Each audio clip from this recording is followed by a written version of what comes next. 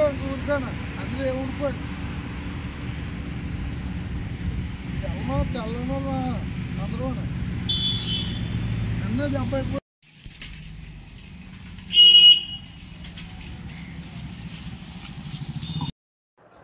అందరికీ నమస్కారం అండి. నేను మీ మేకవరపాటు మాట్లాడుతున్నాను.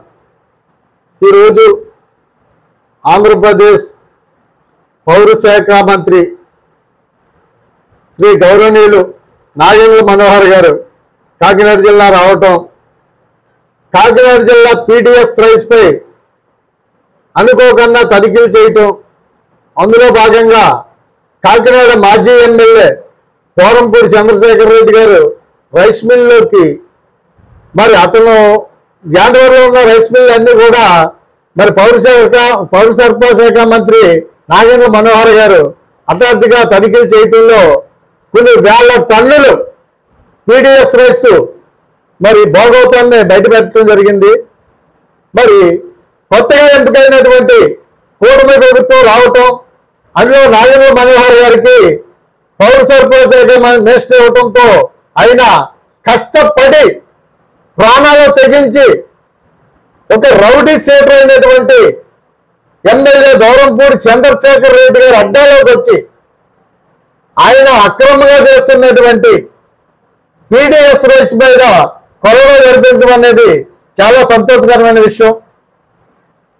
ఆంధ్రప్రదేశ్ మినిస్టర్ నాగేంద్ర మనోహర్ గారికి చిన్న విన్నపం, ఇదే కాకినాడ జిల్లా జగ్గంపేటలో కూడా రైస్ మిల్లర్లో పీడిఎస్ రైస్ ని అక్రమ రవాణా చేస్తున్నారు, ప్రజాధనాన్ని అడ్డదారిలో దోచుకుంటున్నారు. వీళ్ళకి ఏ పార్టీ అధికారంలో ఉంటే ఆ పార్టీ నాయకులు అండదండలు, మరి వాళ్ళ దగ్గర ఎక్కువగా డబ్బులు ఉండటం వల్ల అధికారులు కూడా పూర్తిగా వాళ్ళకే సపోర్ట్ చేయటం, మరి ఎక్కడైనా ఎవరైనా నిలదీస్తే ఆ పీడిఎస్ రైస్ రావటం పట్టుకుని ఆఫ్ చేస్తే ఏ విలేకరైనా అతని మీద అక్రమంగా కేసులు పెట్టడం ఒక్కసారి జగ్గంపేట ప్రాంత ప్రజలందరూ కూడా గమనించాలి. తప్పు చేసేది వాళ్ళు, పీడిఎస్ రైస్ కొని కోర్టు సంపాదించుకునే వాళ్ళు, కానీ ఇది తప్పు అని నిలదీసిన విలేకరు కానీ ప్రజాస్వామ్యవాదులు కానీ ఎవరైనా సరే అడిగితే వాళ్ళ మీద తప్పుడు కేసులు బనాయించి వాళ్ళని భయాందోళనకు గురి చేస్తున్నారు.